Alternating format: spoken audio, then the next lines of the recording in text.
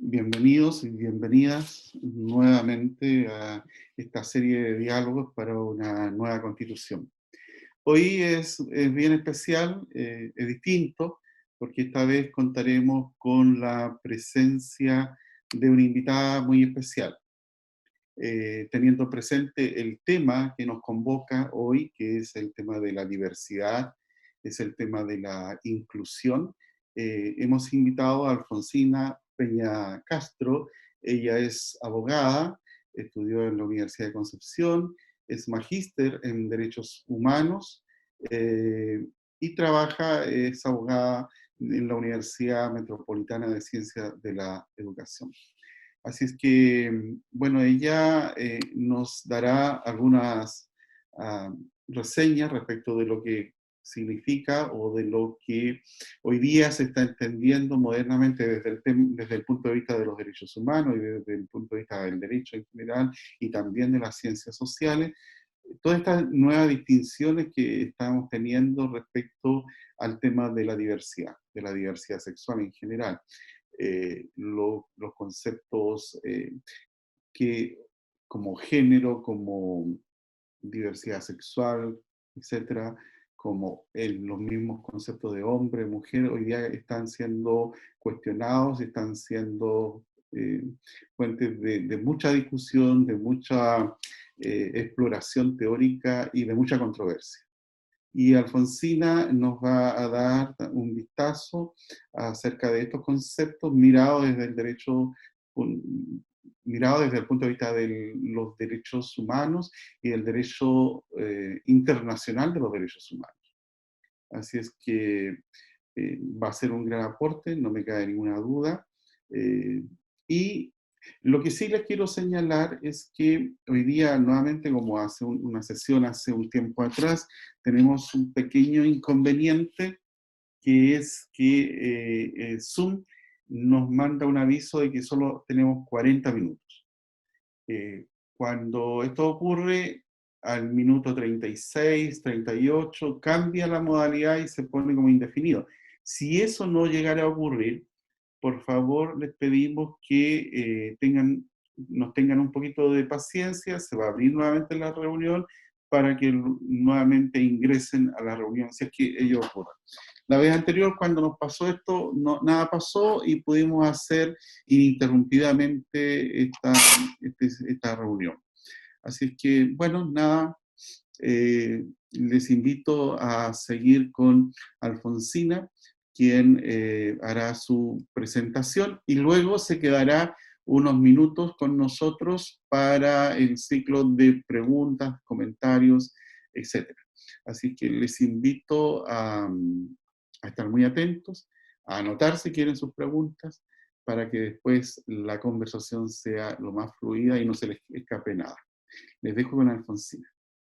Gracias, Carlos, por la invitación y por la descripción. Yo les voy a hablar entonces sobre género y sobre las categorías del género que son relevantes para todos los temas relacionados con la diversidad sexual. Para estas definiciones yo me centré en una opinión consultiva, la 2407 de la Corte Interamericana de Derechos Humanos, que es el órgano que, bajo una consulta que hizo el Estado de Costa Rica, se encargó de establecer un catálogo de conceptos que, como bien dijo Carlos, son conceptos que van evolucionando, porque las personas vamos evolucionando, y en materia de derechos humanos hay un principio que se llama el principio pro persona, es decir, la norma se tiene que adecuar a la evolución que va sufriendo la sociedad y las personas. Entonces yo primero les voy a explicar un poco cuáles son estos conceptos y luego les voy a presentar un video que va a servir para que quede muchísimo más claro. Lo primero es el concepto de género. ¿Qué entendemos por género? En esta opinión consultiva, la Corte Interamericana señaló que el género se refiere a las identidades, a las funciones y a los atributos que son construidos socialmente de la mujer y del hombre, y además de eso, al significado social y cultural que se le atribuye a esas diferencias biológicas. Es decir, un elemento muy relevante en el concepto de género es esa significación cultural que le damos a las diferencias entre hombres y mujeres. Tenemos también la definición de sexo, que en un sentido estricto se refiere a las diferencias biológicas entre el hombre y la mujer, ya sean las características fisiológicas y todas las características biológicas que definen el espectro de la persona como mujeres u hombres, ya sean características genéticas, hormonales, anatómicas, fisiológicas, que permiten clasificar a una persona como macho o hembra al tiempo de nacer.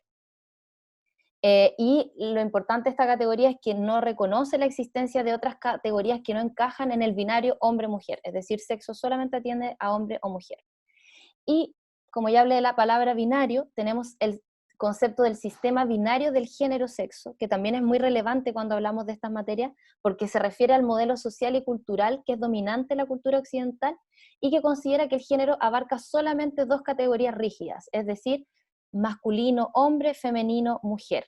Y desde ese punto de vista se excluyen a aquellas personas que no se enmarcan dentro de estas dos categorías, como serían las personas trans o intersex. Y para poder hablar de lo que es lo que se entiende por trans o por intersexualidad, primero tenemos que hablar de la identidad de género. La identidad de género es la vivencia interna e individual del género tal como cada persona la siente y que puede corresponder o no con el sexo asignado al momento del nacimiento, y que incluye una vivencia personal del cuerpo y otras expresiones de género, incluyendo vestimenta, modo de hablar y modales. Entonces puede ser que yo al momento de nacer haya tenido un sexo femenino, pero mi identidad de género no está de acuerdo a este sexo que yo tenía al tiempo de nacer, sino que mi identidad de género, por ejemplo, podría ser de hombre. Y ahí es cuando surge el concepto de transgénero o de persona trans, que es la situación que se produce cuando la identidad o la expresión de género de una persona es diferente de aquella que típicamente se encuentra asociada con el sexo asignado al tiempo de nacer. Usamos el término trans como un término sombrilla que se usa para describir las diferentes variantes de la identidad de género como un común denominador. Pero en general la persona trans construye su identidad independiente de un tratamiento médico de intervenciones quirúrgicas para adecuar su cuerpo al sexo, al género que estima que es su identidad. Entonces ahí lo diferenciamos de lo que sería una persona transexual. Las personas transexuales se sienten y se conciben a sí mismas como pertenecientes al género opuesto, que social y culturalmente se les asigna su sexo biológico, y optan por una intervención médica, hormonal o quirúrgica, o ambas, para adecuar su apariencia física biológica a su realidad que es psíquica, espiritual y social.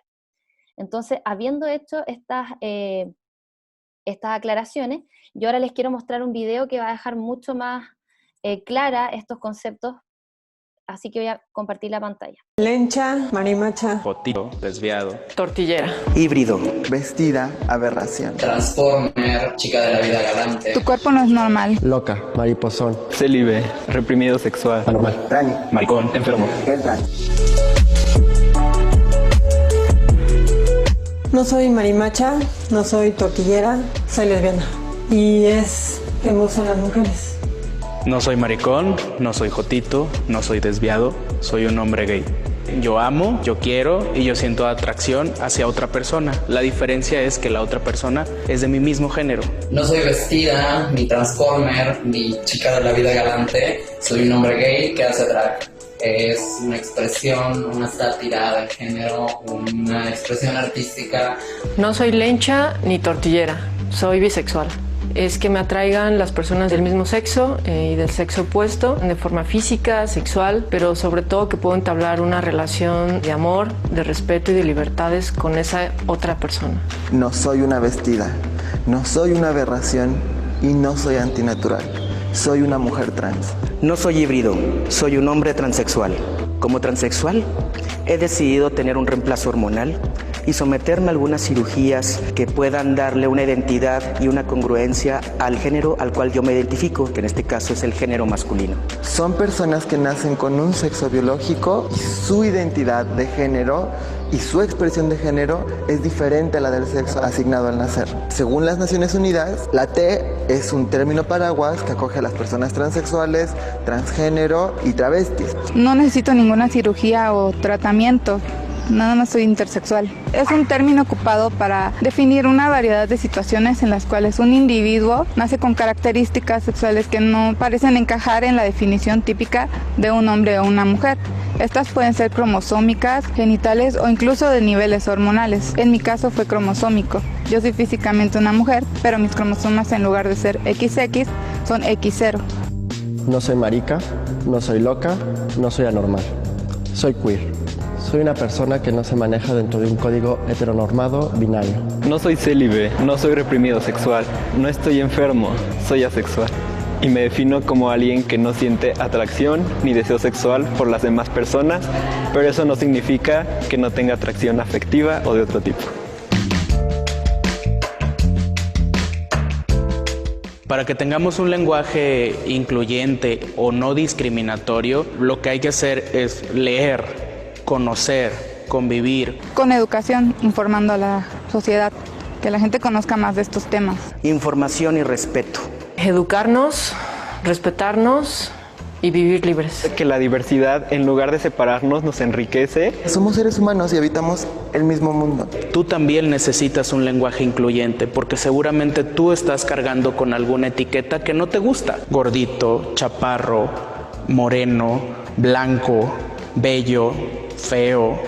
Y al final está muy feo ir por la vida tratando de cumplir todas estas expectativas de estas palabras. Este es un video de la UNAM en México y que generalmente lo ocupamos en la universidad para explicar las categorías del género, ¿ya? Y me parece muy útil también para que estos conceptos tengan más sentido y les sean más claros. Ahora bien, tenemos que recordar que lo que nos convoca a esta conversación son los diálogos para una nueva constitución. Y dentro de estos diálogos hay un principio que resulta esencial para efectos de poder hablar de una constitución que tenga un enfoque de género y que reconozca la diversidad de las personas, y este principio es el de igualdad y no discriminación.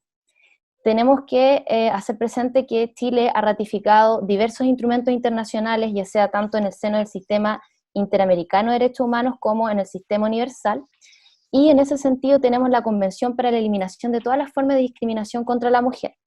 Esta discriminación es de relevancia, o sea, esta convención es de relevancia porque define lo que es la discriminación contra la mujer. Y entendemos que la discriminación es toda distinción, exclusión o restricción que se basa en el sexo y que tiene por objeto o resultado menoscabar o anular el reconocimiento, goce o ejercicio por la mujer, independiente de su estado civil, sobre la base de la igualdad del hombre y de la mujer, de los derechos humanos y las libertades fundamentales en la esfera política, económica, social, cultural y civil, o en cualquier otra esfera. Es decir, cuando hablamos de discriminación estamos hablando de una distinción que no es razonable. Decía que implicaba tratar a un grupo de personas con privilegio por respecto de otro, o bien considerarlos inferiores respecto de otro grupo de personas. Y esto es de relevancia porque cuando hablamos de discriminación estamos hablando de una distinción que no es razonable ni justificada. Cuando queremos hacer una distinción que tiene una justificación, eso no es discriminación. Por eso de repente se hablaba de la discriminación arbitraria, pero desde el Derecho Internacional de los Derechos Humanos se critica esa definición porque toda discriminación de por sí es arbitraria, porque no responde a un argumento o a una justificación, sino que está hablando de una categoría sospechosa, como podría ser sexo, nacionalidad, etc. Entonces tenemos que señalar que la igualdad significa aceptar que la humanidad es diversa y que por lo tanto el Estado tiene que considerar a todos los seres humanos dentro de esa diversidad. Y para tener una nueva constitución no basta con una igualdad jurídica, sino también con construir una sociedad que establezca relaciones equitativas e igualitarias entre mujeres y hombres. Entonces ahí es cuando nace el concepto de la igualdad. Ahí apareció el mensaje que se va a acabar en unos minutos. Ya, pero voy a seguir. Ahí es cuando aparece el concepto de la igualdad sustantiva, de la igualdad material. Es decir, tenemos muchas constituciones y todo nuestro ordenamiento jurídico que se articula bajo el principio de igualdad y no discriminación, pero la idea de la igualdad que está en el texto no siempre en la realidad se materializa. ¿Y por qué no se materializa? Porque tratamos de manera igual a grupos que son diferentes. Y lo que estamos buscando es que en realidad se reconozcan estas diferencias para que la igualdad pase a ser un principio y un derecho que se garantice de manera efectiva para todos. Entonces, ¿cómo podemos en una constitución superar estas dificultades. Tenemos que incorporar este principio de igualdad y de no discriminación estableciendo disposiciones de medidas afirmativas y además reconocer que la igualdad entre hombres y mujeres es un requisito para el goce de los derechos humanos y que solo esto va a poder garantizar el derecho a la participación de las mujeres y de los grupos de las diversidades en general. Entonces, cuando se consulta, bueno, ¿qué es lo que debe tener una constitución desde una perspectiva de género para garantizar el principio de igualdad y de no discriminación? Ahí voy a referirme a la opinión que tiene una profesora de Derecho Constitucional, la profesora Yanira Zúñiga, que es de la Universidad Austral, quien ha señalado que en realidad la inserción de una perspectiva de género en el texto constitucional no puede referirse a ciertos artículos, sino que nos referimos a una perspectiva que debe permear a la Constitución completa. Y esto es de relevancia porque que haya una Constitución con un enfoque de género va a permitir estipular mecanismos que neutralicen esta desigualdad de facto de las mujeres y que favorezcan esta igualdad sustantiva y la no discriminación hacia ellas. Entonces, lo primero es entender que una constitución debe adoptar un enfoque de género y que por lo tanto eso significa descartar una visión que podamos llamar aséptica o falsamente neutra. Como dije anteriormente, las democracias constitucionales se caracterizan por articularse bajo el principio de igualdad, pero esta igualdad dista de ser satisfactoria en la realidad. Y esto no ocurre solamente con las mujeres, ocurre respecto de diversos grupos, pero el tema es que con las mujeres es especialmente crítico porque somos la mitad de la humanidad. Entonces, y bueno, este tratamiento en relación a la desigualdad y a la discriminación que existe se puede verificar en distintas cosas. Por ejemplo, la baja presencia femenina en puestos de poder, las brechas salariales entre hombres y mujeres, la asimétrica distribución de las labores de cuidado y de trabajo doméstico, la violencia contra las mujeres, que es lo más grave, y la precariedad de la protección de la dimensión sexual y procreativa de las mujeres, entre otros, ¿cierto? Por lo tanto, decíamos que teníamos que superar este falso neutro para poder avanzar a una constitución con un enfoque de género. ¿Por qué se produce esta situación de que estamos en una situación que pese a que la Constitución garantiza la igualdad y la no discriminación, estamos de todas maneras excluidas? Se produce porque se ha ideado y se ha redactado la norma bajo el modelo del sujeto abstracto. Es decir, la situación de las mujeres queda eclipsada por el protagonismo de este sujeto que es falsamente abstracto, que en realidad suele tener las características concretas de los grupos dominantes de cada sociedad, es decir, ¿quién redacta la norma? La redacta, por regla general, un hombre heterosexual, blanco, ¿cierto? Y además, la otra problemática está en comprender a la igualdad normativa con un enfoque estandarizante, sin comprender las complejidades de nuestras sociedades contemporáneas y la heterogeneidad de intereses que existen en la sociedad. Entonces, en este punto el feminismo ha contribuido para demostrar que el ordenamiento jurídico estatal no es neutro respecto de la diferencia sexual. Al contrario, el ordenamiento jurídico que va a regular extensas áreas de la vida de las personas tiende a lanzar mensajes sobre cuáles son los roles que deben tener los hombres y las mujeres y los roles de género, ¿cierto? Cómo se debe comportar un hombre, cómo se debe comportar una mujer por ser mujer o por ser hombre. Y ahí tenemos diferentes ejemplos en el derecho que nos sirven para atestiguar eso. Uno de ellos es, por ejemplo, la sociedad conyugal, que es un régimen de bienes del matrimonio, en el que la mujer no tiene la administración de sus bienes propios, que en el siglo XXI parece increíble, pero en realidad es el hombre el que va a administrar los bienes de la mujer. Tenemos también que los derechos de seguridad social han estado vinculados tradicionalmente al trabajo remunerado, entendiendo que el hombre es el proveedor de la familia y la mujer debe tener una labor de cuidadora. Y desde esa óptica se desprotege a la mujer en la esfera de la seguridad social. Entre otros ejemplos de cómo el derecho ha regulado las relaciones entre hombres y mujeres y ha establecido estas diferenciaciones atribuidas a los roles de género. Entonces, es necesario tener una mirada y una experiencia femenina en los procesos de creación normativa. Y en ese sentido, no basta con solamente contar con la mujer en el proceso de creación normativa, porque hay que tener en consideración que los intereses de los hombres y de las mujeres no se forman afuera del Estado, sino que dentro de él. el Estado como una organización burocrática compleja ha sido y ha operado de una manera eminentemente masculinizada. Y esto nos lleva necesariamente a conversar sobre la importancia de la participación política de la mujer. Desde la década de los años 80, los estudios de género han revelado que la subrepresentación femenina en las esferas de poder y en el mundo político no se debe a una supuesta apatía femenina, sino que es un resultado de un fenómeno de barreras y resistencia a las que se deben enfrentar las mujeres que están en política. ¿Por qué? Porque lo público ha sido tradicionalmente simbolizado como un territorio masculino, mientras que lo privado encarna el espacio esencialmente femenino. Y esto es algo que viene en el feminismo desde el principio de los tiempos. Ahora bien, ¿cuáles son los derechos que deberían reconocerse en una nueva constitución? Entendiendo entonces que la producción normativa debe tener un enfoque de género, no puede ser neutra porque debe reconocer esta asimetría que existe entre hombres y mujeres en la realidad, en el reconocimiento de los derechos entre hombres y mujeres en la realidad. Ahí tenemos diversas organizaciones feministas y autoras que han dado su opinión respecto del proceso constituyente y de qué derechos deberían reconocerse. Como ya les señalé, la perspectiva de género no se puede limitar a una norma o un capítulo, sino que tiene que atravesar toda la norma y toda la estructura constitucional. Y esto porque la superación de la división entre lo público y lo privado en el sistema sexo-género debe verse modificada o debe verse comprendida de una nueva forma en la Constitución que todos queremos. Entonces, dentro de estos derechos que queremos consagrar en una nueva Constitución, tenemos el reconocimiento y garantía de los derechos sexuales y reproductivos de las mujeres, asegurar una vida libre de violencia, en particular de violencia de género, reconocimiento del trabajo doméstico y de cuidados, y reconocer la diversidad de las mujeres que habitan nuestro territorio. Y en ese sentido, la Corporación Humanas ha señalado cuáles son los derechos específicos que le gustaría que estuvieran consagrados en la Constitución política. De hecho, tienen una publicación al respecto que se puede encontrar en la página web y después, si están interesados, les puedo mandar el material.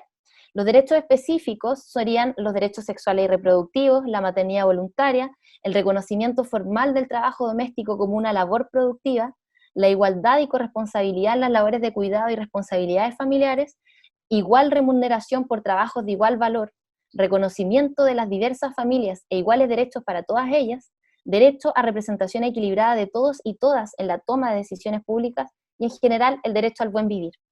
Pero además de estos derechos que son específicos, tenemos principios fundamentales que debieran permear a la Constitución completa. El que ya señalé, que es la piedra angular de todo, el principio de igualdad y no discriminación, el principio de la acción positiva, que permite enfrentar las desigualdades a través de medidas concretas que sean correctivas y que generen condiciones de igualdad de oportunidades para hombres y mujeres. Con esto nos referimos a la idea de que para poder igualar la cancha tenemos que tomar medidas específicas que permitan hacer efectiva la igualdad entre hombres y mujeres. Tenemos también el principio de inclusión y la paridad, que va a asegurar una participación equitativa entre hombres y mujeres en lo público y en lo privado. En ese sentido, ABOFEM, que es la Asociación de Abogadas Feministas, también ha señalado otros elementos. Por ejemplo, generar mandatos específicos para que las instituciones concretas saquen adelante políticas públicas en paridad de género. Y hay una cuestión que es típica, que la Constitución tiene mandatos formales y abstractos. El Estado deberá, ¿cierto? Pero nunca llega a determinar quién es el responsable de generar los cambios. Entonces, la propuesta que surge desde ABOFEM es que se señale concretamente a quién le corresponde a qué órgano del Estado le corresponde realizar esta medida concreta. También, como en la misma línea lo que señalaba Humanas, establecer derechos específicos para las mujeres, niñas y adolescentes y población LGTBIQ+. Bueno, yo les estaba hablando sobre el enfoque de género en la Constitución y les alcancé a comentar respecto de los derechos que deberían reconocerse en una nueva Constitución, hablando sobre la relevancia de entender que la perspectiva de género no se puede limitar a un capítulo o artículos determinados, sino que atravesar toda la norma y toda la estructura constitucional. Como breve resumen, los puntos esenciales en los que la mayoría de las organizaciones de la sociedad civil están de acuerdo es que la Constitución reconozca y garantice los derechos sexuales y reproductivos de las mujeres, que asegure una vida libre de violencia, que reconozca el trabajo doméstico y de cuidados y que reconozca la diversidad de las mujeres que habitan en nuestro territorio, y estaba también hablando sobre las reconfiguraciones que hay que hacer al Estado también para garantizar la igualdad y la no discriminación, como sería que haya un Estado constituido paritariamente, es decir, el Estado ha sido concebido y ha sido integrado, y la labor del funcionario público ha estado generalmente radicada en hombres, eminentemente masculinizada. Entonces se busca que los órganos del Estado sean reconfigurados y paritarios, y además que haya una redistribución de poder para quienes históricamente no lo han ejercido. Y bueno, no menos relevante la reflexión que hacen algunas organizaciones feministas en el sentido de que la nueva constitución no va a hacer que de un día para otro nos dejen de matar, de violar o de agredir sexualmente, y que por lo tanto, además de tener una nueva constitución, es necesario entrar en un cambio estructural profundo, porque el machismo y el patriarcado que imperan en el país va más allá de la responsabilidad que tiene el constituyente, ¿no? Va también en todas las personas que reproducimos prácticas cotidianas diarias. Ahora, les iba a hablar sobre la importancia de la participación política de la mujer. Como ya dijimos, la monopolización masculina del poder político es un fenómeno de larga data, por esta idea de que las mujeres son situadas simbólicamente en el dominio de la naturaleza, de las emociones, de lo privado, ¿sí? Y los hombres son situados en el dominio de la razón, en el dominio de lo público. Entonces, ¿qué conclusión nos provoca esto? Que los hombres son los hacedores de las leyes, y en contrapartida las mujeres son simbolizadas como guardadoras de costumbres y de la esfera privada. Por lo tanto, acá voy a referirme a lo que señaló el comité de la CEDAW, que es el comité que se encarga de hacer la interpretación de las normas de la Convención para la Eliminación de todas las formas de discriminación contra la mujer, que, como señalé antes, es un tratado internacional que regula específicamente las temáticas relativas a la discriminación en contra de la mujer, que está introducido en el seno de la ONU, es decir, en el Sistema Universal de Derechos Humanos. Y este comité, que está compuesto por expertas que interpretan las normas y que da recomendaciones a los estados para superar la situación de discriminación de las mujeres en el mundo, ha señalado que los estados tienen 3 labores que son fundamentales para lograr la eliminación de la discriminación contra la mujer. Primero, garantizar que no haya discriminación directa ni indirecta contra la mujer en las leyes, en el ámbito público y en el ámbito privado. La segunda es que tienen que mejorar la situación de facto de la mujer adoptando políticas y programas concretos y que sean eficaces frente a la discriminación. Y en tercer lugar, los estados están obligados a hacer frente a las relaciones prevalecientes entre los géneros y a la persistencia de estereotipos basados en el género que afectan a la mujer, no solo a través de actos individuales, sino también los que se reflejan en leyes y estructuras e instituciones jurídicas y sociales. En ese sentido, es súper importante destacar que los estereotipos de género, que son los que, bajo los cuales entendemos que la mujer, por ser mujer, se debe comportar de cierta manera, o el hombre, por ser hombre, se debe comportar de cierta manera, estos estereotipos de género han sido entendidos por la Corte Interamericana de Derechos Humanos como la causa y la consecuencia de la violencia de género.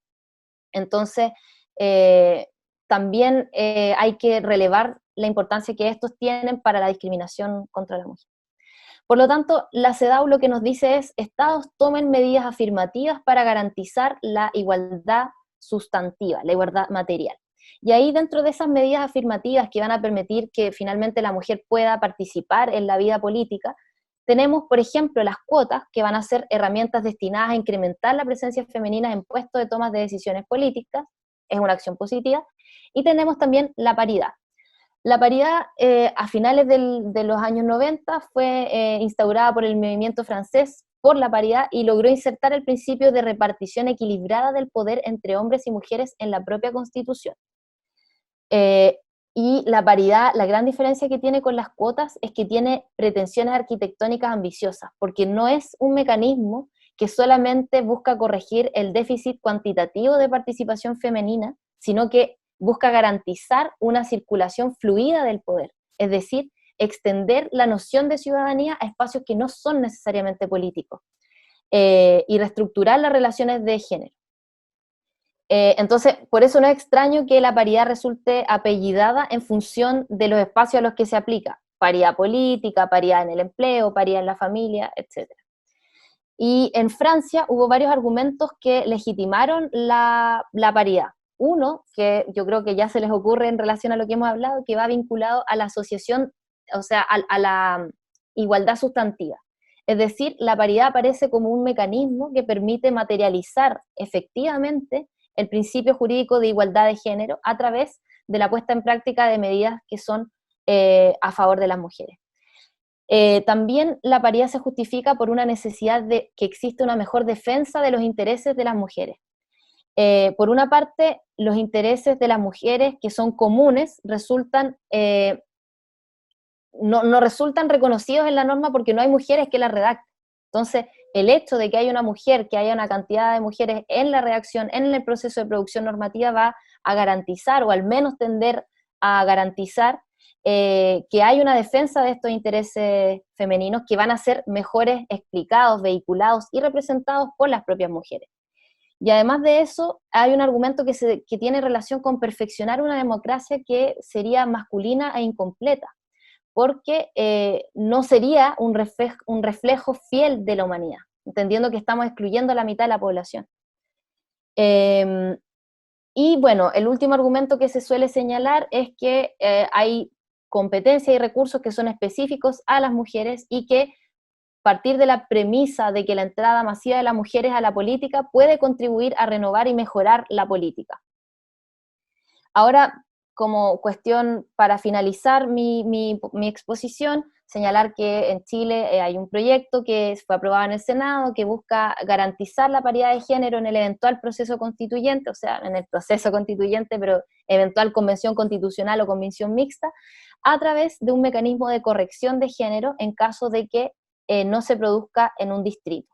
Entonces tenemos que va a haber una paridad de entrada en la papeleta, pero también va a haber una paridad de salida que va a corregir un resultado que no resulte paritario. ¿Por qué es importante el mecanismo de paridad y por qué en nuestro país que se haya aprobado esta posibilidad fue histórico en realidad? Porque podemos ver los procesos constituyentes que hubo en otros países de América Latina. Tenemos Colombia en el 91, Argentina en el 94, Venezuela en el 99, Ecuador el 2008 y Bolivia el 2009, que fueron procesos que se realizaron por asambleas constituyentes, en los cuales hubo solamente mecanismos correctivos en Argentina, Ecuador y Bolivia, y pese a que hayan estado estas medidas afirmativas, el porcentaje de mujeres constituyentes, por ejemplo, en Argentina, fue un 26%, es decir, hubo una acción positiva por parte del Estado para garantizar una participación política de las mujeres, y aún así, el resultado fue un 26% de mujeres electas. Tenemos Ecuador, que el resultado fue un 35%, y Bolivia, que fue un 33%. Y por su parte, Colombia y Venezuela no tuvieron acciones afirmativas en materia de género, y fue un 5,4% de participación, o sea, de mujeres constituyentes en Colombia, y en Venezuela un 13%. O sea, sin duda es necesario contar con estos mecanismos, y el mecanismo chileno lo que además tiene como cuestión histórica es este mecanismo de salida. Con esto finalizo mi exposición y quedo atenta a sus dudas y comentarios. Muchas gracias, Alfonsina. Sin duda muy, muy clarificador. Y con ideas importantes que, como decías, han ido surgiendo, se han ido ganando un gran espacio dentro de la discusión nacional e internacional respecto de lo que debe estar imperando hoy día, tanto legislativa como social y dentro de la cultura de un país. El tema de hoy es la inclusión, es la diversidad. Y me gustaría un poco llamar la atención, dado todo esto que ya nos entregó Alfonsina, y para no repetir naturalmente, me gustaría un poco llamar la atención acerca de la necesidad que hay de transformar todo lo que hoy día existe en esta materia y en muchas otras materias en nuestra Constitución. Como decía Alfonsina, la Constitución fue redactada por hombres, desde una cultura determinada que es patriarcal, y de esa forma quedaron establecidas sus normas invisibilizando, porque lo que hace la Constitución y lo que hacen las leyes cuando, como decía Alfonsina, construyen un sujeto abstracto, se invisibiliza aquello que es distinto. Y en definitiva, se crea la ilusión de que existe algo normal, es una ilusión impuesta desde el poder, como un modelo ideal abstracto que representa la normalidad. En este caso, lo normal, ¿cierto?, es una existencia de un hombre, una mujer, un hombre que tiene la hegemonía, que se instala la hegemonía no solamente de manera como tácita, sino también expresamente, tal como en nuestro país históricamente ha sido así, y todavía sobreviven algunas normas, como la de la sociedad conyugal, que señala que el marido es el jefe de la sociedad conyugal y somete a la mujer a una condición básicamente subordinada. De tal manera que cuando la Constitución invisibiliza la situación de que hay unos otros que son distintos a este modelo normalizado, lo que hace es discriminarlo. Cuando no hay peor forma de discriminación que invisibilizar al otro. Y dentro de este modelo que es centrista, ¿ya?, donde se crea un falso modelo ideal de sujeto, no solamente se discrimina a la mujer, que se la discrimina, ¿ya?, sino que se discrimina todo aquello que es distinto al modelo oficial, este falso modelo ideal. Desde ese punto de vista, si ustedes se dan cuenta, nuestra Constitución no solamente discrimina a la mujer, que lo hace, al no mencionarla, al no relevar que su existencia, y dada su existencia con características distintas, una regulación adecuada a esta diferencia. No solamente, como decía, invisibiliza a la mujer, sino también invisibiliza, por ejemplo, a las personas que tienen alguna discapacidad. La Constitución, en toda su normatividad, lo que hace es discurrir como si todo Chile y todo el mundo fueran un sujeto completamente hábil desde el punto de vista intelectual y físico. No hay nada que reconozca esta diversidad de la discapacidad de algunas personas, que no son pocas. Yo he leído que en Chile hay más de 1 millón de personas que sufren algún tipo de discapacidad, sea física o intelectual. Más de 1 millón. Mucho más de 1 millón en realidad. De tal manera que no estamos hablando de fenómenos absolutamente marginales, y aun si lo fueran, igual deberían tener un reconocimiento. Estamos hablando también de el mismo proceso que lleva a esta discriminación, la invisibilización del otro o de la otra, ocurre con los pueblos originarios. En Chile, nuestra Constitución no se refiere a ello, no lo regula, no reconoce su existencia, ni menos un estatuto diferenciado. Entonces, si ustedes se dan cuenta, esto ocurre básicamente porque tenemos una forma de pensar que nos hace invisibilizar todo aquello que no corresponde a este modelo ideal. Modelo ideal, además, que existe toda una educación, una socialización que lleva a hacer pensar a los sujetos que ellos en sí mismos corresponden a ese modelo ideal. Es decir, este modelo ideal construye seres normalizados, porque con la finalidad de no querer ser distinto, las personas nos normalizamos. Nos tratamos de parecer a ese modelo ideal, suprimiendo una serie de aspectos o pudiendo suprimir, en definitiva, una serie de aspectos importantes de nuestro ser, de lo que nosotros estamos siendo, de lo que nosotros incluso queremos ser. Ahora, ¿por qué es importante esto? Porque esto produce una gran cantidad de injusticia, produce una gran cantidad de dolor en muchísimos.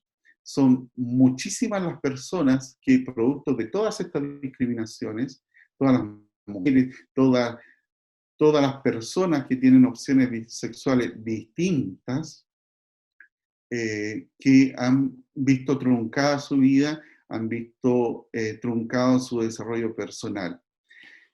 Hay estudios, por ejemplo, que las personas que tienen una opción sexual distinta tienen tasas de suicidio mucho más alto porque hay un sistema que no los acoge, que los invisibiliza, incluso que los persigue, que los acosa, que no les permite su pleno desarrollo. Y todo esto teniendo presente y que tenemos una constitución ya que de antiguo señala que todos somos iguales, que todos nacemos libres e iguales en dignidad y derechos. Y aún así somos una sociedad discriminadora. Porque cuando el derecho hace esto, de decir, miren, todos somos libres, nacemos libres e iguales en dignidad y derechos, lo que hace es ocultar nuestra diversidad.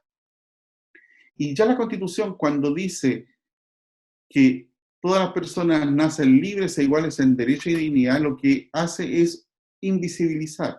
En ese primer inciso del artículo 1 de la Constitución, invisibilizar nuestra diversidad.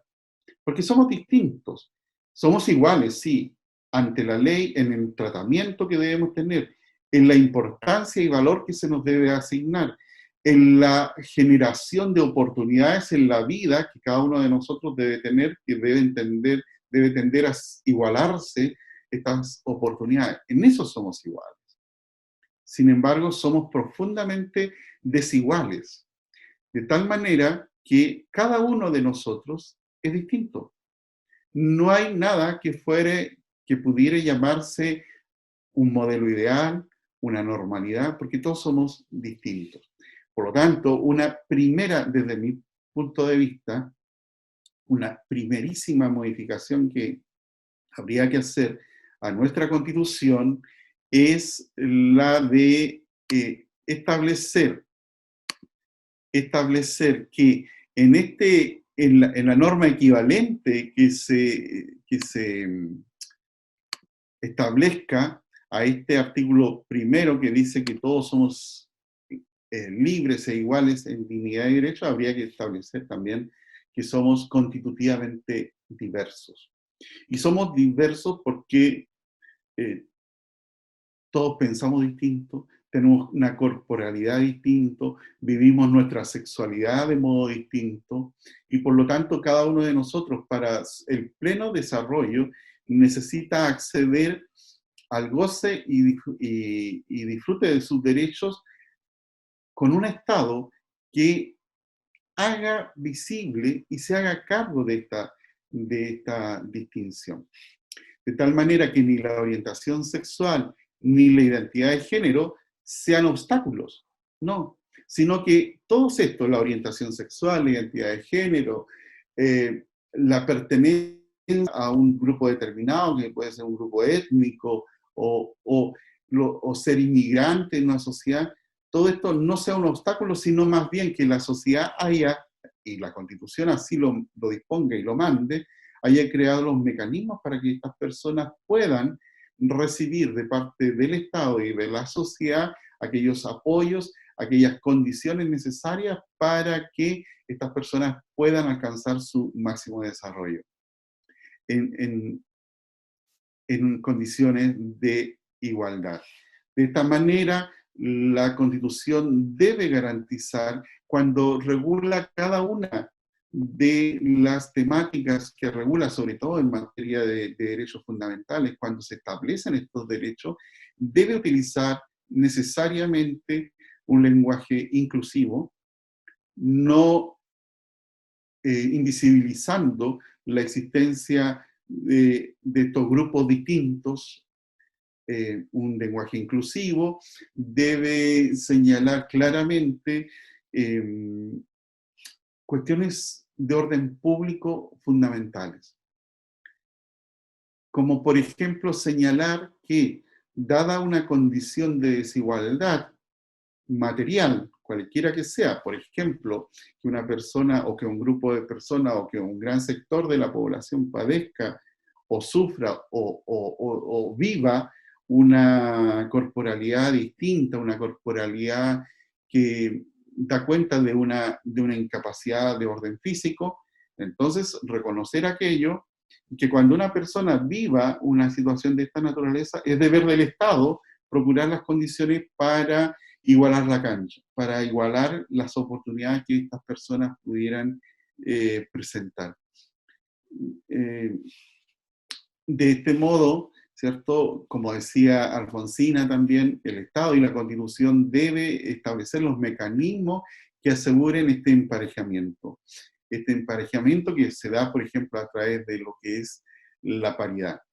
Yo creo que hoy día, en este proceso constituyente que estamos viviendo, que lo estamos viviendo, aunque a pesar de que está un poco oculto por la epidemia que estamos viviendo un proceso constituyente. En este proceso constituyente debemos sentirnos bastante, no sé si, pero debemos valorar que vaya a ser un proceso constituyente con paridad.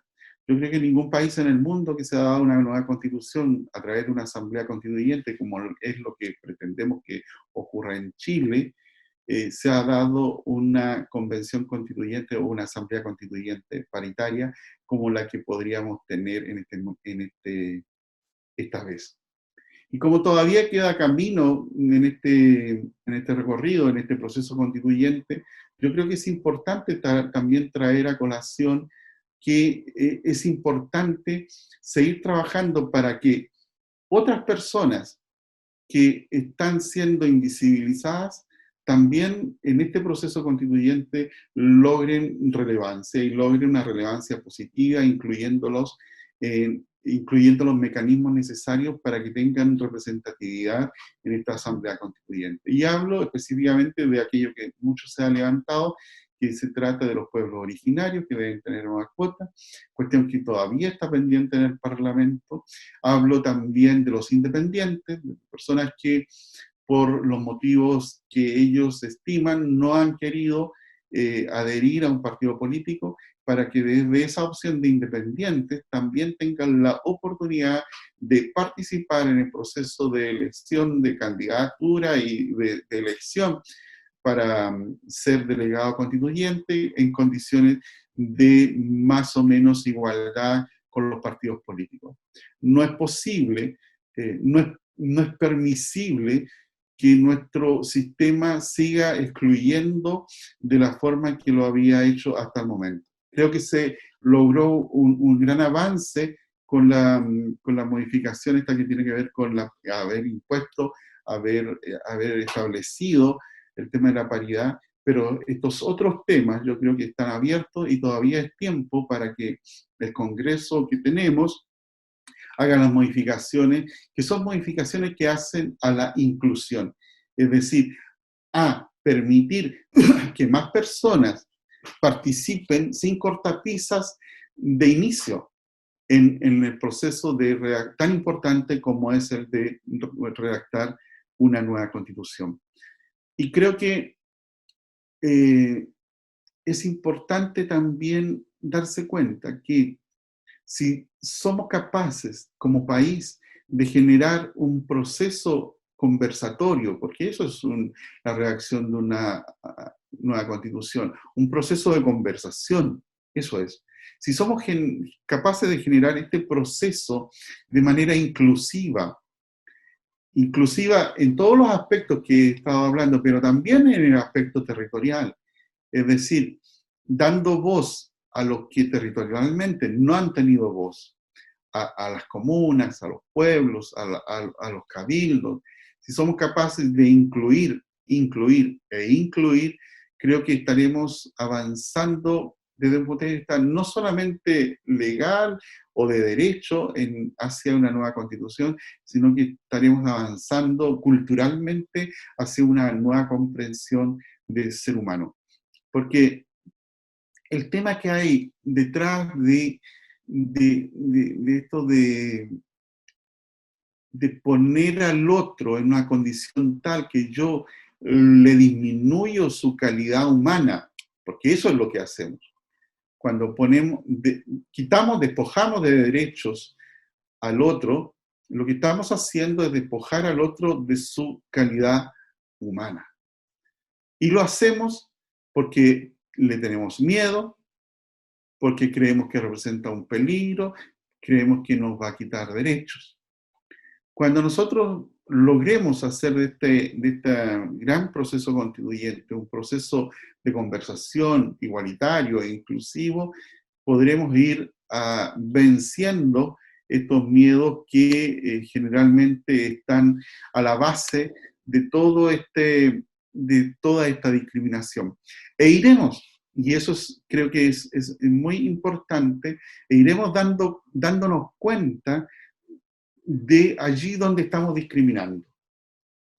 Cuando aumenta nuestra visión acerca de qué es lo que estamos invisibilizando, cuando aquello que era invisible se visibiliza, bien, es un logro, pero inmediatamente debemos, una vez hecho esto, darnos cuenta que hay todo un mundo todavía que no estamos mirando. Entonces la democracia es ir ampliando la base, la mirada hacia otro, hacia cuál es el otro que estamos dejando afuera. Siempre hay un otro que estamos dejando afuera. Por ejemplo, y este es a modo de ejemplo solamente, cuando en algunos países se ha aprobado la ley de matrimonio igualitario o que permite a personas de un mismo sexo casarse. Entonces, claro, eso es un gran avance. Me gustaría que en Chile ocurriera eso. En Chile tenemos esto de la unión civil, ¿sí? También fue un avance. Sin embargo, cuando nosotros hacemos eso, cuando hicimos eso, inmediatamente dejamos afuera a todo un segmento de la población que no está ni ahí, ni con la institución del matrimonio o de la unión civil, no está ni ahí con el hecho de ser calificado como mujer o como hombre, ¿cierto? Porque hoy día ya sabemos, hemos hecho visibles algunas categorías de personas que eran absolutamente invisibles. Hay personas que no se sienten ni hombres ni mujeres, hay personas que son transexuales, y a ellos estas instituciones eventualmente no les sirven.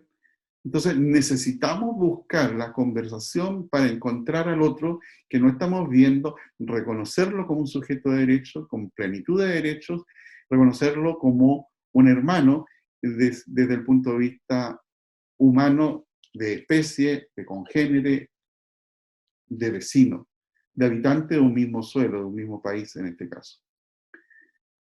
Al administrador, bueno, le digo que tenemos otro inconveniente, nuevamente no se soluciona el problema porque me está mandando el mensaje de que esta reunión se va a acabar y me está diciendo que me quedan poco más de 6 minutos.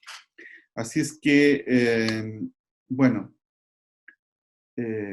lamentable todo esto, pero nuevamente les quiero pedir a los que han tenido la paciencia de continuar con nosotros, de que si llega a caerse nuevamente, esperemos que no, les pido que se conecten nuevamente. la reunión para dar paso a la ronda de opiniones y preguntas. Y les quiero pedir también que cuando eso ocurre, le preguntemos o le hagan comentarios o preguntas primeramente a Alfonsina, porque ella tiene una actividad después y quiere poder, en algún momento se va a tener que retirar antes de la hora que nosotros siempre contemplamos, que es las 20 horas. Así es que, dada esta interrupción que me da el sistema, voy a dejar hasta acá, pensando siempre que el conversatorio que tenemos a continuación siempre vale la pena, siempre es muy interesante. Así que doy la palabra a aquel que quiera opinar o preguntar, recordando que sería bueno que si tienen alguna cosa que preguntarle a Alfonsina, lo hagan desde ya. Muchas gracias por la atención y disculpen estas interrupciones. El link para entrar nuevamente es el mismo que utilizaron para entrar a la primera y la segunda reunión. Así que, y mi disculpa. Queda abierta la palabra para que aquel que quiera hacerlo lo haga. Gracias, Alfonsina, por darnos participar en nuestra imagen. Adelante, por favor. ¿Alguien?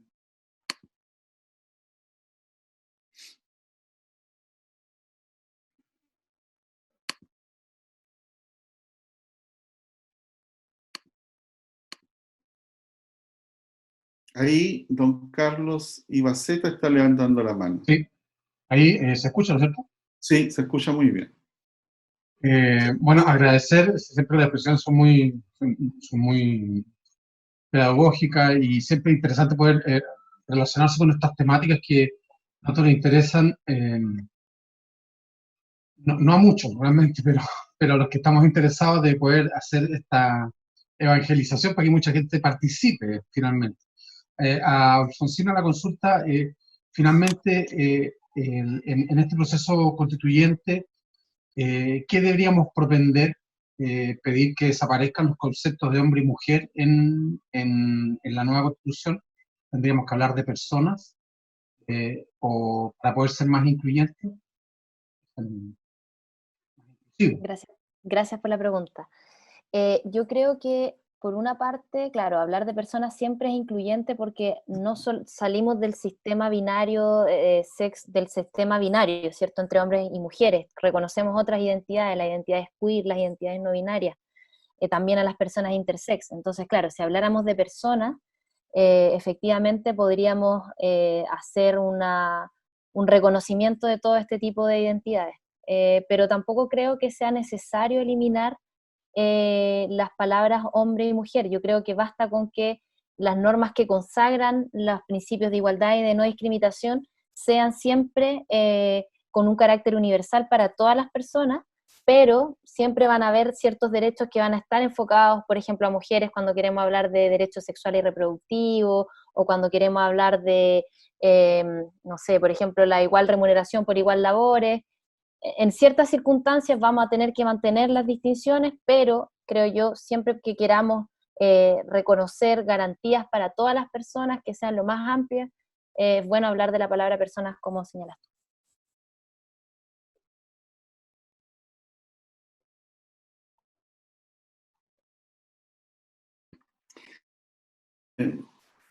En definitiva, de lo que se trata es de no ocultar a través de generalizaciones, de no, como la generalización cuando se habla, por ejemplo, en el tema de las profesiones, ¿cierto? Se nos enseñó desde la escuela que el masculino engloba a todo, así como se nos enseñó que hombre engloba a la especie humana. En este caso, para designar a una persona abogado de sexo femenino, se le decía abogado también. Entonces, la señorita abogado.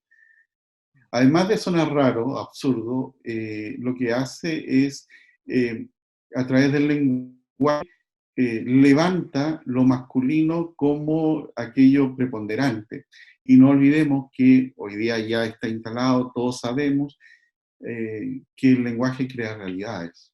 ¿Ya? Absolutamente, incluso los micromachismos en el desarrollo de las sociedades, de la organización, por ejemplo, para hacer participar a la civilidad, a la ciudadanía, a las mujeres siempre las hacen participar desde las organizaciones, desde la construcción de la sede, o sea, ellas trabajan dentro de la sede social. Ahí cocinan, ahí se reúnen, ahí tejen, ahí arman manualidades. Y los hombres participan de la ciudadanía desde la cancha de fútbol, desde la cancha de básquetbol, desde la cancha de baile, en la parte externa, ¿no? Entonces, estos micromachismos también en la participación ciudadana están muy instalados. A la consulta que había hecho Carlos hace un rato, y en realidad un comentario, que lo que tú señalas tiene mucha relación con lo que comentaba antes sobre cómo la mujer ha sido relegada históricamente a los espacios privados y el hombre a los espacios públicos. Y también adherirme a lo que señalaba Carlos en el sentido de que no hay que invisibilizar, o sea, la idea de esto es justamente visibilizar las diferencias que tenemos para poder construir una sociedad igualitaria desde esas diferencias. Así es, así es. Tenemos que aprender a aceptar y a enorgullecernos de que somos distintos, de que tenemos que aprender a ganar, a obtener dividendos, y digo dividendo, quizás no es la mejor palabra, a obtener una mejor vida, producto de que somos distintos. ¿Ya? Porque enriquece la convivencia, enriquece el buen vivir, la diversidad. Y ese es el aprendizaje que como sociedad tenemos que hacer. Ahí veo que generosamente, a ver, voy a verlo.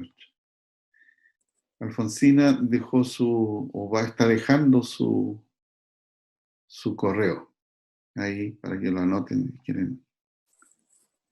Y hay una consulta aquí, puedo preguntar a la señorita Alfonsina, dice alguien, pero no sé. ¿Alguien más quiere participar, preguntar? Don Carlos, a usted. ¿Ya? Mira, creo que la exposición de Alfonsina fue excelente, me queda clarísimo, comparto, yo creo que en un 99% su posición. Pero hay algo que me hace ruido, ¿ya? Cuando hablamos de derechos. La pregunta directa, ¿el feto tiene los mismos derechos que la mujer? Ya, yo voy a responder esa pregunta aclarando quién soy, ya, para que tengan igual presente que estamos hablando desde cuando entramos a hablar de este tema, también hablamos desde quién soy, desde quiénes somos, en qué creemos y cuáles son nuestras visiones respecto de ciertos aspectos. El feto, yo sé hacia dónde va esa pregunta, y yo estoy absolutamente a favor del aborto libre, si es esa la respuesta que estábamos buscando, porque soy feminista y porque creo que la mujer tiene derecho a decidir sobre su cuerpo, y cuando hablamos de derechos sexuales y reproductivos, hablamos también de la maternidad voluntaria.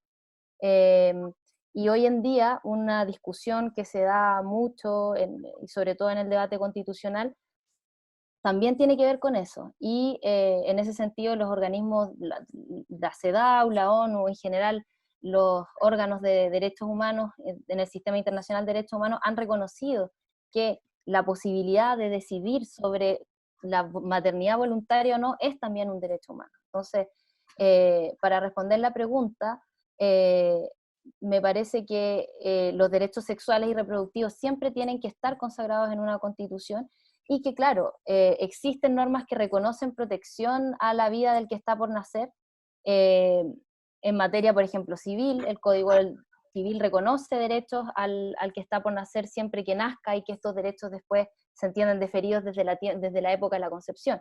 Pero eso, creo que ya expresé mi posición, o sea, Creo que el aborto es un derecho, aborto libre, gratuito, es un derecho que debiera estar consagrado y creo que ahí ya va más allá de una discusión normativa, sino que también es un aspecto muy personal de cómo entendemos cada quien las distintas concepciones. Sí, ya que quien preguntó, que no alcancé a escuchar su nombre o no lo dijo, me preguntó directamente, yo creo, igual que Alfonsina, que la mujer debiera tener en nuestro sistema legal y constitucional el derecho sobre su cuerpo. Y debiera establecerse en la Constitución los derechos sexuales y reproductivos de la mujer, dentro de los cuales, desde luego, debiera estar el hecho que ella pueda decidir si embarazarse o no, y luego si decide no seguir estando embarazada, debe tener el derecho al aborto, que por supuesto, como es una situación especial, debe tener alguna regulación, pero una regulación que no signifique atentar contra el derecho de la mujer de decidir, sino más bien regularlo y establecer aquellas resguardos para la vida de la mujer, resguardos sociales, porque para que la mujer también, y aquí voy a particularizar quizás algo, muchas veces la mujer se ve incitada o se ve movida, y no estoy hablando de todas las veces, no, sino algunas veces solamente se ve movida a querer abortar dada su condición económica que vive, porque está viviendo una situación de discriminación, primero por ser mujer y también una situación de discriminación muy grande por ser pobre. Entonces puede entender que no tiene las condiciones afectivas, ni materiales, ni emocionales para hacerse cargo de un nuevo hijo. Y desde ese punto de vista puede tomar la decisión del aborto. En ese caso, yo creo que el Estado fracasa doblemente, ¿eh? Porque primero, no reconoce el derecho de la mujer al aborto, a poder decidir sobre aquello tan importante, pero al mismo tiempo no ha logrado evitar que existan las condiciones que están obligando a su mujer a abortar. Entonces, el Estado debe ser como mucho más ágil, mucho más visionario en el sentido de hacerse cargo de toda la problemática y no solamente establecer una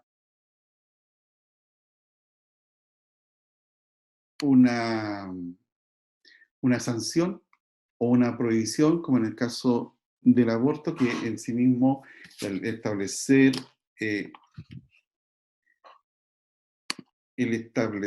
el aborto como delito es una prohibición. Y desde luego, en lo que hoy día entendemos, en el estado actual del avance civilizatorio, me parece de un estadio que ya no corresponde, y corresponde a un atentado contra los derechos de la mujer. Eso. ¿Alguien más?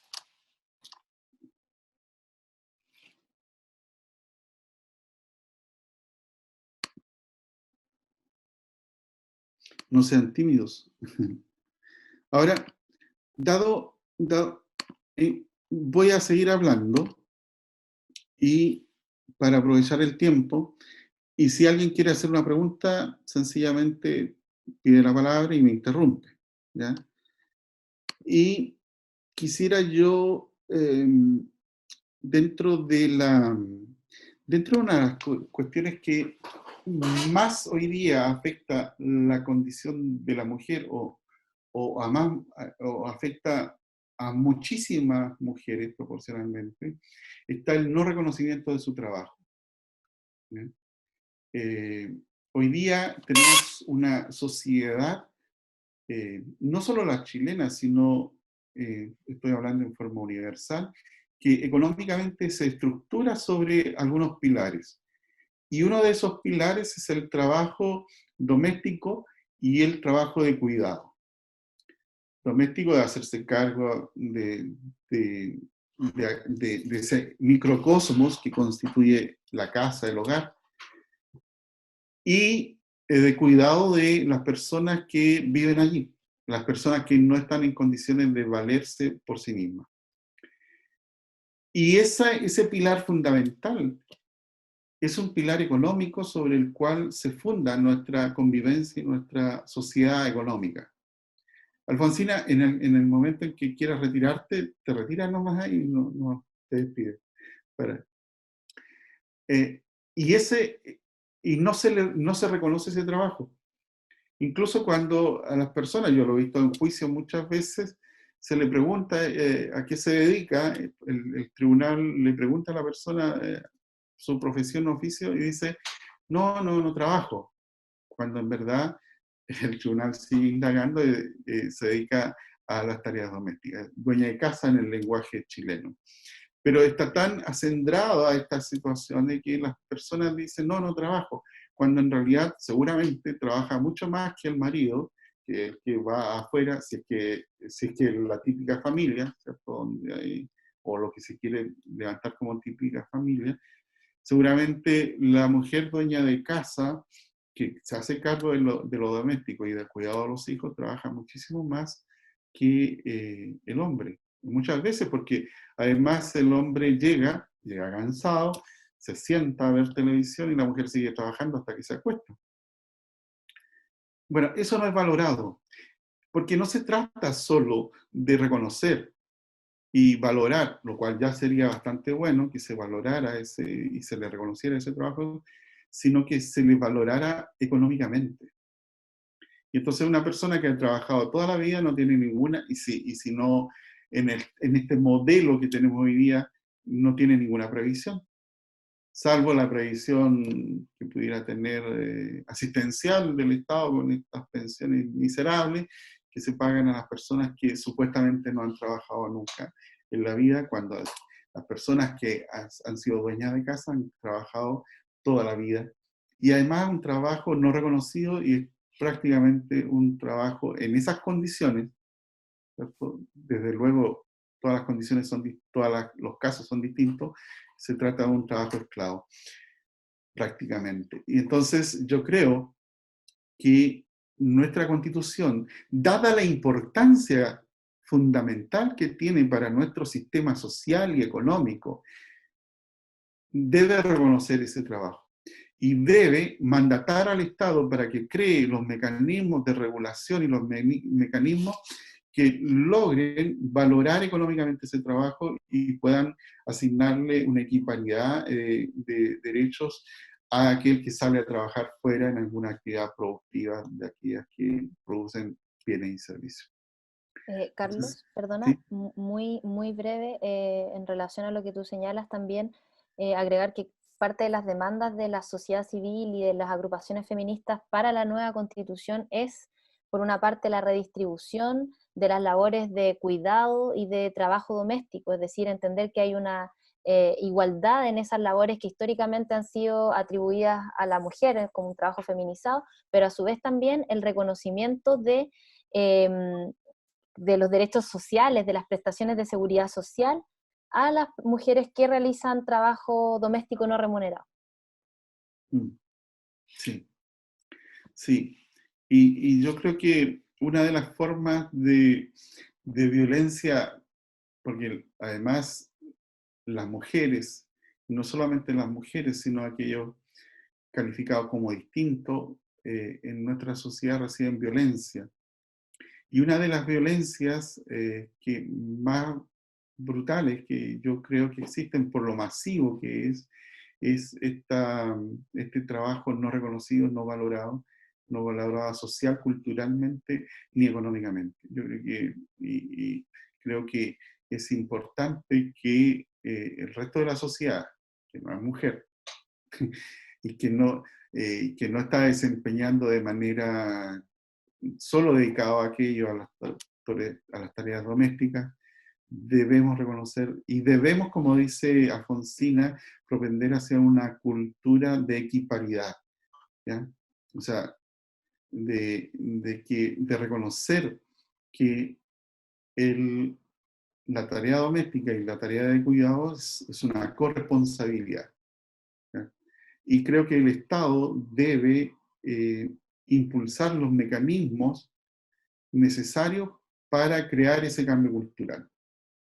En Chile tenemos muchas evidencias de que la ley genera cambios culturales. Así que no sería malo ir explorando de qué formas podemos producir ese cambio cultural tan necesario. Por favor, les pedimos participación. ¿Nadie?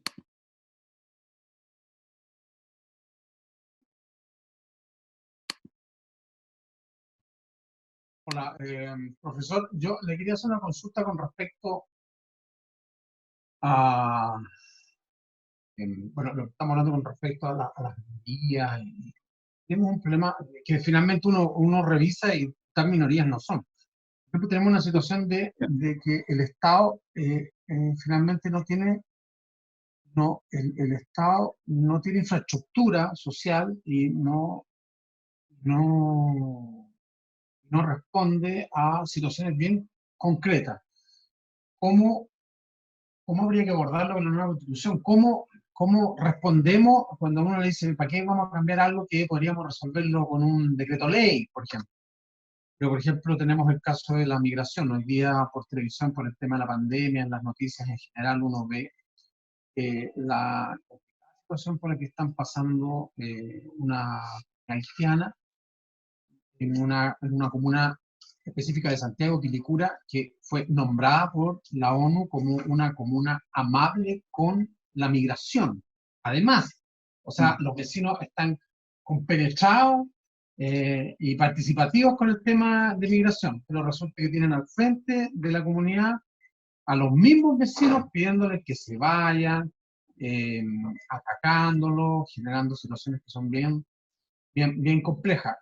Esto para ponerlo como un ejemplo no generalizado, pero estamos con un país que es racista, un país que es xenófobo, y que esta Constitución no lo contempla, ni tampoco el Estado tiene la infraestructura para contener esta realidad que dentro de poco, así como hemos estado hablando con el tema de la pandemia, que vamos a tener que volver a una nueva normalidad, que vamos a tener que empezar a vivir diferente porque cambió todo esto.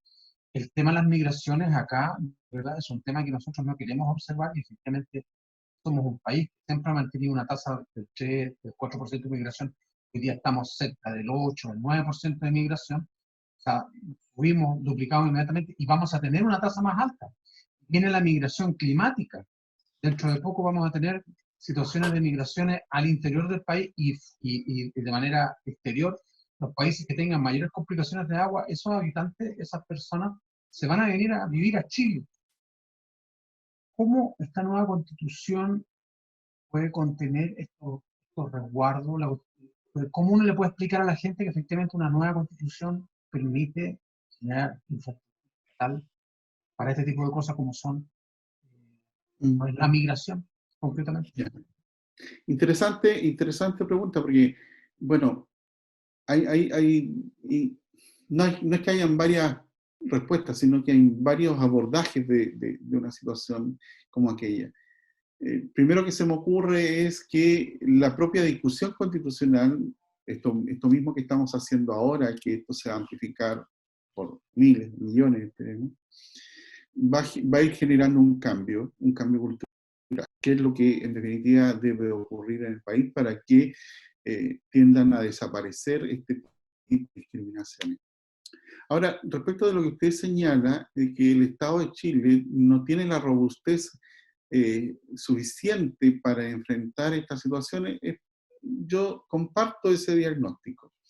Actualmente no tiene la robustez para enfrentar el tema de la migración que se ha dado en los últimos 5 años en Chile. Pero el que no la tenga no quiere decir que no la pueda tener. Porque los mecanismos institucionales y administrativos diseñados, los que hay, es porque han habido han habido unas políticas públicas que han sido diseñadas con unos objetivos determinados. Y en este caso, ¿cierto?, las políticas públicas hacia la inmigración, que es una nueva, otra forma de, son unos otros, distinto al chileno normal, digamos, el inmigrante. Las políticas públicas diseñadas y rediseñadas en los últimos años no se hacen cargo del inmigrante como un sujeto con plenitud de derechos.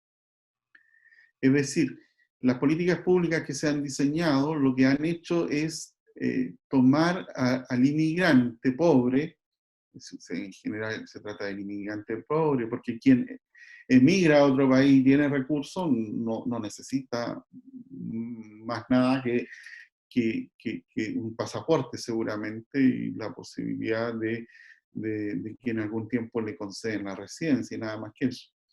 Pero estamos hablando del inmigrante pobre. A él no se le reconoce dentro de nuestra institucionalidad la calidad de sujeto pleno de derecho porque no se le considera un sujeto digno de ponerlo en igualdad de condiciones y equiparidad con los pobres, con el resto de los pobres del país, que son los chilenos. Y en general, a los pobres en Chile tampoco se les reconoce la plenitud, y aquí que han equiparado con los pobres inmigrantes, porque en definitiva, ¿cierto?, los pobres chilenos no tienen derecho a la alimentación como un derecho humano. Ese derecho humano no existe en nuestra Constitución, de hecho. No existe el derecho a la vivienda, tampoco está y es un derecho humano, una vivienda digna, tampoco está establecido en nuestra Constitución. No está establecida, fíjense, don Carlos y todos, es tan frágil nuestra institucionalidad en ese sentido, que nuestra Constitución no arbitra ninguna medida de reclamo para el particular o grupos de particulares para que puedan reclamar para sí el amparo del Estado, reclamar para sí la vigencia y goce de los derechos sociales. Nadie puede, por ejemplo, demandar al Estado porque no tiene para comer. Nadie puede demandar al Estado ni arbitrar mecanismos que le permitan tener trabajo o vivienda. Tenemos un Estado que lo que hace es, como lo hemos dicho en otras oportunidades, pensar sobre la base de que cada cual se la tiene que arreglar por sus propios medios, cada cual se rasca con sus propias uñas. Y ese es el mismo predicamento que se usa con la inmigración pobre, y es el mismo predicamento que se usa con los pobres de Chile, y que se usa con todo. O sea, si hoy día nos fijamos, ¿qué hace el Estado de Chile para ayudar a sobrepasar esta crisis que estamos viviendo con todo o gran parte del país encerrado en sus casas, que no puede trabajar ni generar dinero? A todo nivel, porque ha ido desde chileno, desde los más ricos hacia abajo, va navegando, ¿cierto? Lo que ha hecho es endeudar a las personas. Lo que hace es asumir que la persona debe endeudarse para poder salir de esta dificultad. Y eso lo está haciendo a todo nivel. Entonces, creo que hay que cambiar el modelo, y cambiar el modelo es cambiar desde la vigencia del principio de subsidiariedad hacia la creación de un Estado solidario, que reconoce al otro como sujeto de derecho pleno. Eso. No sé, Alfonsina, si quisieras agregar algo.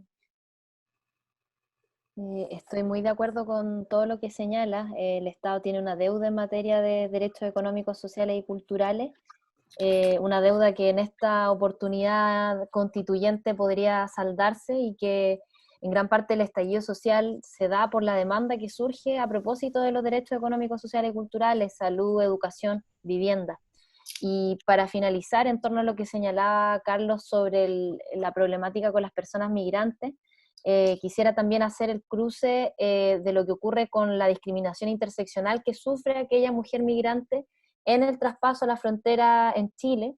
Hay un estudio que hicieron las académicas de la Universidad Diego Portales en el que señalan cómo la violencia sexual es utilizada como una moneda de cambio para permitir a la mujer migrante poder ingresar al país, pero también para darle facilidades para mantener un estatus de condición de migración regular dentro del territorio nacional.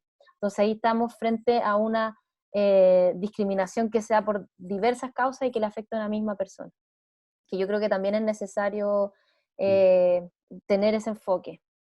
¿Cómo es ese estudio? ¿Qué es lo que ocurría allí en concreto? En el estudio se hace un análisis de los datos de las personas que solicitan asilo y refugio para entrar al país, y se entrevista también a algunas mujeres que han estado en esa situación, y ellas relatan que incluso son funcionarios de la policía, de PDI o de otras policías quienes a cambio de favores sexuales le permiten ingresar al país, o bien le establecen contactos dentro del mismo país para mantener una situación regulatoria, o sea, situación migratoria regular a cambio de favores sexuales. Entonces, en el fondo, la violencia sexual se transforma en esta moneda de cambio. Y bueno, aprovecho igual para despedirme, agradezco mucho la invitación, Carlos, espero que les haya servido, y bueno, dejo mi correo por cualquier duda. Muchas gracias, Alfonsina. Creo que estamos todos encantados con tu participación y muy agradecidos. Qué bueno, muchas gracias. Que estén bien. Chao, chao. Chao. Bien. Sigue ofrecida la palabra. Estamos tímidos y un poco Carlos, yo le puedo hacer una pregunta aprovechando que me quedé toda la charla. Listo. Bien. Poniendo el caso como abogado del diablo, la segmentación, como se hablaba acá, de género, sexo, o lo que sea, raza, etnia, ¿qué tan buena o qué tan mala puede ser? Me refiero. Que en un comienzo, como usted dijo en la charla, en un comienzo todas las leyes fueron dictadas por hombres. Después, porque en algún momento me imagino que se pensó, esos hombres llegaron a alguna cuota de poder y se tomaron la representatividad de todo su núcleo, o de todo su entorno, ¿ya? Después se integraron a lo mejor extranjeros, por decirlo así, y también se integraron, ya no eran solamente los hombres, sino que además extranjeros. Después, ahora agregar mujeres. Después agregar a lo mejor por otra diversidad sexual, a lo mejor, como decía, le pongo el caso de que, los 10 minutos, antes en la comunidad no heterosexual simplemente se le decía gays o lesbianas. Después se agregó gay, lesbiana, después ¿qué otra letra viene? LGBT, transexuales, intersexuales, después Q+, y después se fue segmentando en tantas cosas que potencialmente, si se les da cabida a ello, después va a aparecer otro tipo de segmentación que también va a exigir su rodaja de participación. Y hasta me refiero, ¿hasta cuándo es bueno eso segmentarlo? ¿O se tiene que acabar en algún momento? O sea, a mí me parece que la necesidad de reconocimiento de la diversidad no puede ser. O sea, yo cuando valoro al otro como ser humano, lo valoro y lo reconozco y lo respeto per se, sencillamente por ser humano. Luego de la categoría humana, empezamos a añadir otras categorías como hombre, mujer, u estas otras que tú mencionabas, que hemos estado mencionando durante en la conversación. Ahora, qué bueno que estamos visibilizando que existen otras formas de vivir distintas a las que yo he optado o he conocido o me gustan. Qué bueno que estamos reconociendo la diversidad. Ahora, si bien entiendo, tu pregunta tiene que ver con el acceso a la participación política. Yo creo que todos tienen derecho a la participación política. Yo creo que es necesario que rijan dos principios que son complementarios. El principio de la paridad, me parece, es absolutamente imprescindible que la participación en cualquier, la participación social, la participación política e institucional, en cualquier ámbito debe ser paritaria, hombre y mujer, ¿ya?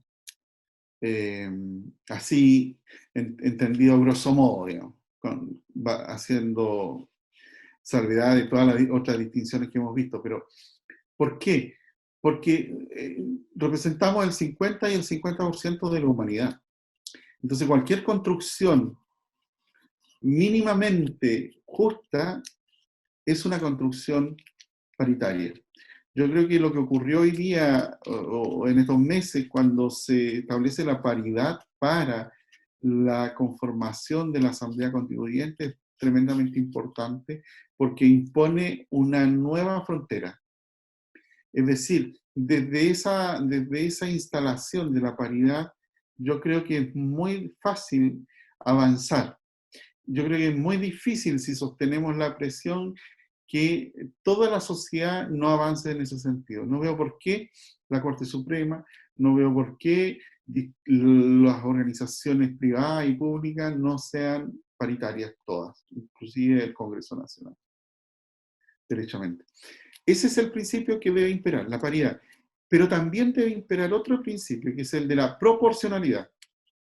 Es decir, en la participación institucional, los distintos grupos que conforman la sociedad deben tener derecho a participar en la vida pública de acuerdo a la proporción que representan dentro del gran colectivo que es esta sociedad, ¿ya?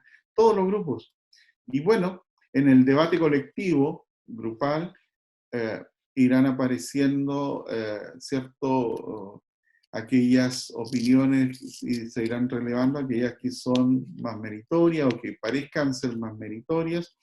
Es decir, pero debe haber un reconocimiento de la participación de todos, y ahí en la arena política, pública, las personas tendrán el derecho entonces de ir eligiendo